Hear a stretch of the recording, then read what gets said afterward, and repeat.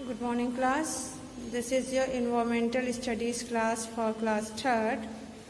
So in today's class we are going to start our next chapter, that is chapter number 9, safety habits and first aid. Safety habits and first aid, which is given at page number 49. So take out your book and come on page number 49. So here is your page number 49, and in this page chapter 9 is given safety habits and first aid. So let's start today's class. Safety habit and first aid मतलब क्या हो गया, ऐसी आदतें जिससे हम बचे रहें, जिससे हम अपने आप को बचा सकें। हम कोई भी चीज़ गलत हो रही है उससे हम अपने आप को बचा सकें, हमें ऐसा व्यवहार अपने अंदर लाना चाहिए। और साथ ही साथ फर्स्ट एड मतलब जो अगर कोई चोट या कुछ इंसिडेंट होता है तो तुरंत जो उपचार दिया जाता है उस व्यक्ति को, वही फर्स्ट एड होता है। तो चलिए स्टार्ट करते हैं। We must try to follow safety rules all the time. हम सभी को हर समय सेफ्टी रूल को फॉलो करना चाहिए, मतलब सेफ्टी रूल को अपनाना चाहिए। We should learn to take care of ourselves and others too. हमें ये सीखना चाहिए कि किस तरीके से हम अपनी भी सुरक्षा कर सकें और साथ ही साथ दूसरों की भी सुरक्षा कर सकें। Here are some important safety rules. यहाँ पे कुछ important safety rules हैं जिसको हमें समझना है, उसको फॉलो भी हमें अपने लाइफ में करना है, ठीक है। तो फर्स्ट है safety at home. Safety at home मतलब घर पे क्या आपको सुरक्षा सावधानी बरतनी है वो यहाँ पे दिया हुआ है। फर्स्ट है we should not play with tools, knives and other sharp thing. हमें घर पे कभी भी कोई औजार से नहीं खेलना चाहिए, जो चाकू होता है उससे नहीं खेलना चाहिए, और साथ ही साथ कोई नुकीली चीज़ होती है तो उन सब चीज़ों से हमें नहीं खेलना चाहिए। Do not play with electrical appliances like switches, wires, plugs etcetera. हमें कभी भी इलेक्ट्रिकल एप्लियंसेस मतलब जो बिजली के सामान है उससे नहीं खेलना चाहिए, जैसे कि स्विच हुआ या तार हुए या प्लग हुआ, इससे कभी भी हमको नहीं खेलना चाहिए। क्यों नहीं खेलना चाहिए? मान लीजिए अगर आप गीले हाथ से, वेट हैंड से स्विच को या प्लग को या वायर को टच करते हैं और उसमें करंट फ्लो हो रहा है तो वो आपको करंट लग सकता है, आपको शॉक लग सकता है, ठीक है। थर्ड है do not open the door to any stranger. कभी भी किसी अजनबी के लिए दरवाजा नहीं खोलना चाहिए, मतलब जिसको आप पहचानते नहीं हैं उसके लिए कभी भी दरवाजा नहीं खोलना चाहिए। Do not be careless with glass object.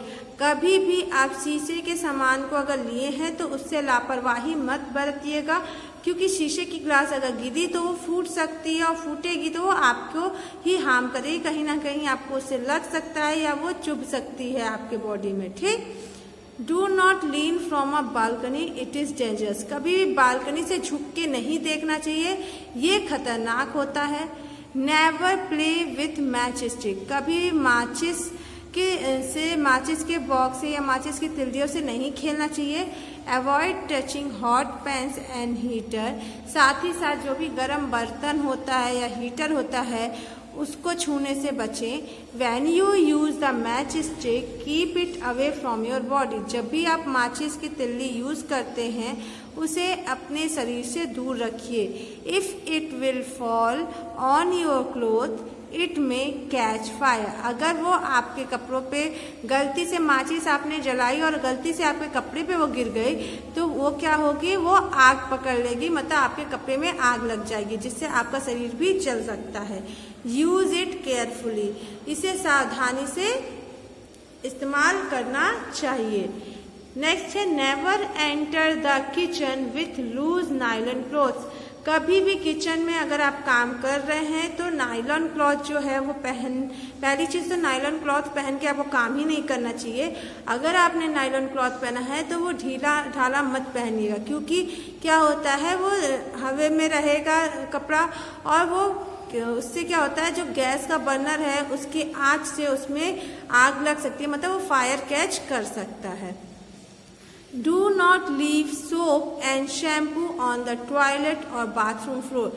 कभी भी बाथरूम में आप जाते हैं, नहाते हैं, तो वहाँ पे साबुन हुआ या फिर शैम्पू हुआ वो फर्श पे कभी भी मत छोड़िए। यू और समवन एल्स में स्लिप ओवर, क्योंकि अगर आप उसे बाथरूम पे गिरा हुआ छोड़ देंगे शैम्पू या साबुन, तो आप या फिर कोई और जो भी उस बाथरूम में उसके बाद से जाएगा उसका पैर उस पर स्लिप कर सकता है। आपको पता है कि कहीं पे भी साबुन या शैम्पू गिरा रहता है तो वो एरिया जो होता है स्लिपरी हो जाता है, और अगर स्लिप कर गए आप तो आपको चोट लगेगी, फिर आपको ही दिक्कत होगी। ठीक है, नेक्स्ट है never touch electric switch with wait hand.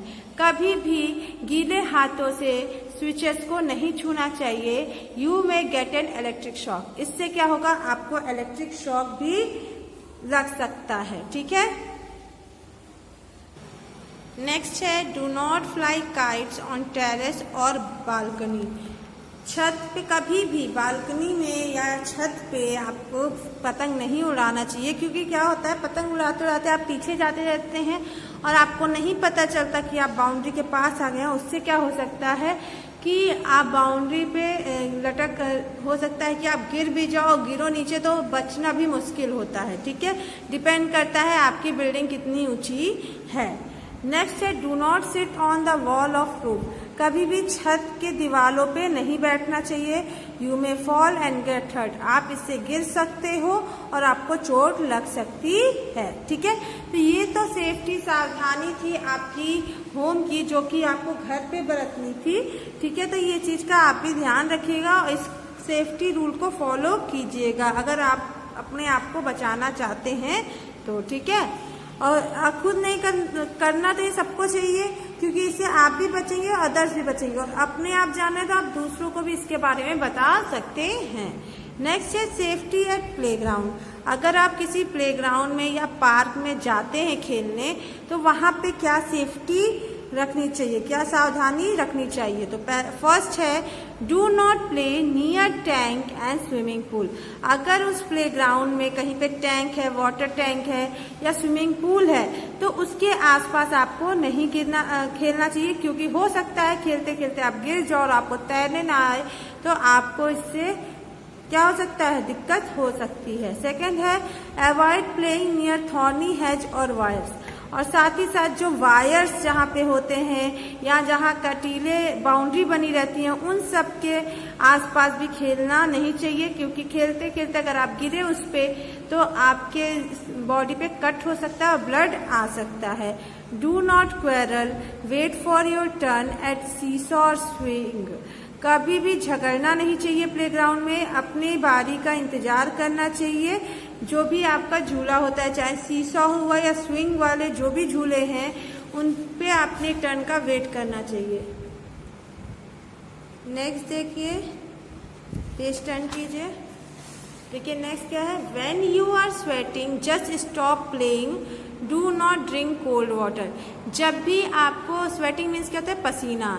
जब भी आपको पसीना होता है प्लेग्राउंड में, गर्मी होती है या खेलते खेलते पसीना होता है, तो खेलना रोक देना चाहिए और थोड़ी देर बैठ जाना चाहिए। हाँ, लेकिन ये ध्यान रखिएगा तुरंत आपको ठंडा पानी नहीं पीना चाहिए।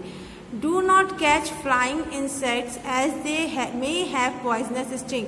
और कभी भी वहाँ पे कई प्रकार के कीड़े भी आपको दिखेंगे चलते हुए, उड़ते हुए, तो आप उसको पकड़ने की कोशिश मत कीजिएगा, क्योंकि हो सकता है उनके पास एक जहरीला डंक हो, और अगर वो उसने अपनी डंक आपको लगा दी तो आपको फिर उससे दिक्कत हो सकती है। ठीक है, नेक्स्ट है always play in the park with friends under the supervision of an old person. हमेशा पार्क में खेलना चाहिए अपने दोस्तों के साथ। अपने दोस्तों के साथ खेलिए, लेकिन किसी बड़े व्यक्ति के निगरानी में, जैसे कि आपके बाबा हैं, दादी हैं, पापा हैं, कोई भी बड़ा एक व्यक्ति वहाँ पे होना चाहिए ध्यान देने के लिए। ठीक, तो ये तो था सेफ्टी इन प्लेग्राउंड। अब नेक्स्ट है सेफ्टी ऑन रोड, मतलब रोड पे क्या सावधानी आपको बरतनी चाहिए। तो देखिए क्या है, फर्स्ट है ऑलवेज वॉक ऑन फुटपाथ और on the left side of the road. हमेशा जो है रोड पे जो फुटपाथ होता है, मतलब जो रोड के किनारे किनारे का रास्ता होता है उसे फुटपाथ कहते हैं, ठीक है। तो उस पे चलना चाहिए। और ये ध्यान रखिएगा कि जब भी आप रोड पे जाते हैं तो आप हमेशा रोड के लेफ्ट साइड में आपको चलना चाहिए। किस साइड? लेफ्ट साइड में, ठीक है। ये रूल फॉलो करेंगे तो ज़्यादा अच्छा होगा। Don't walk in the middle of the road, कभी भी रोड के बीच में नहीं चलना चाहिए। क्रॉस द रोड क्यों नहीं चलना चाहिए? क्योंकि रोड के बीच में तो गाड़ियां चलती हैं और आपके चलने के लिए कौन सा स्पेस बना हुआ है? फुटपाथ।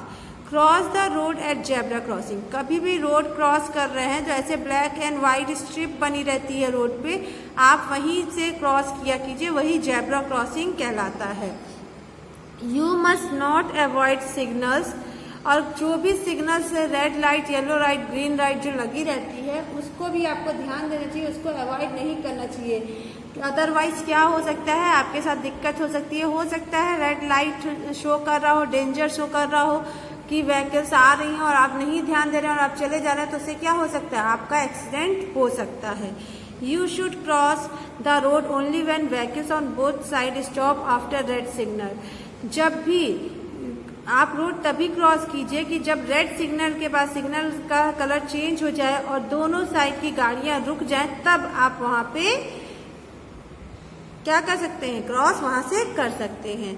नेक्स्ट है never play on the road, कभी भी सड़क पे नहीं खेलना चाहिए। आपको पता है ये सड़क खेलने वाली जगह होती है? नहीं, सड़क गाड़ियों के जाने वाली जगह होती है, लोगों का आने जाने का रास्ता होता है, तो कभी भी रोड पे नहीं खेलना चाहिए। नेक्स्ट है do not put any part of your body out of moving बस, कभी भी आप किसी भी गाड़ी में बैठे हैं, चाहे बस है, कार है, ट्रेन है, किसी भी टाइप की गाड़ी है, ऑटो है, ठीक है, कोई भी गाड़ी है, इससे आप कभी भी बाहर अपने शरीर को मत रखिए, बाहर की ओर मत झुकिए, ठीक है, क्योंकि वो डेंजरस हो सकता है। क्यों डेंजरस हो सकता है? कि जब आप बाहर अगर अपने शरीर को करते हैं तो अगर गाड़ियां इतनी चलती हैं रोड पे कि पीछे से कोई गाड़ी सडनली आ सकती है और आपका बॉडी उससे क्या हो सकता है? लड़ सकता है, और लड़ने के बाद हो सकता है आपकी बॉडी डैमेज भी हो जाए, ठीक है। तो इस कारण कहा जाता है कि कभी भी किसी भी व्हीकल से अपने बॉडी को बाहर नहीं निकालना चाहिए, ठीक। नेक्स्ट है फर्स्ट एड। फर्स्ट एड क्या होता है? अब मैंने बताया आपको, सबसे प्राथमिक उपचार जो होता है वही फर्स्ट एड होता है। First aid means immediate help given to an injured person before consulting a doctor. First aid प्राथमिक उपचार मतलब क्या होता है? अगर कोई व्यक्ति को चोट लगी है तो उस दौरान तुरंत उसको जो सुविधा दी जाती है, डॉक्टर के आने से पहले, डॉक्टर के बात करने से पहले जो उस इंसान को सुविधा दी जाती है उसे ही फर्स्ट एड कहा जाता है।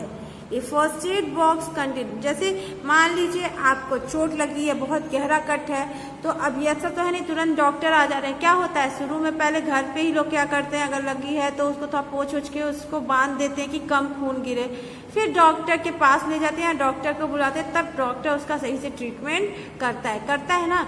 तो जो हम लोग इनिशियली जो उसको ट्रीटमेंट देते हैं जिसको चोट लगी है, वही क्या कहलाएगा? फर्स्ट एड कहलाएगा। First aid box contains clean cotton bandages, antiseptic ointment, a pair of scissors, clear cotton wool, banded and tablets for stomach and headache. First aid box में क्या होता है?